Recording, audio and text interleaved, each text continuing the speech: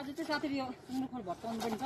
पहिला सुँगुर बेसी हुँदा चाहिँ यहाँ राखेको छु मैले भित्र नअटेर अनि भत्किसकेको आज चाहिँ यहाँ भत्काइदिनु भन्छ।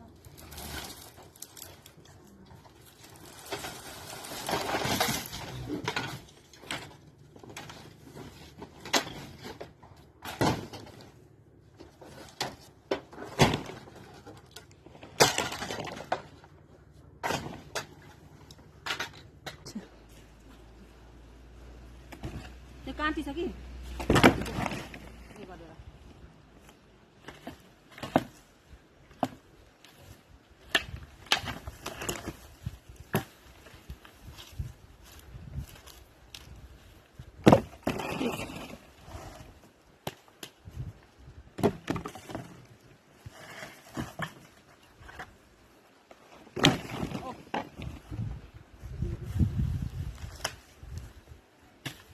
फाइनली साथीहरु फोहोर पनि भट्काइसके हो।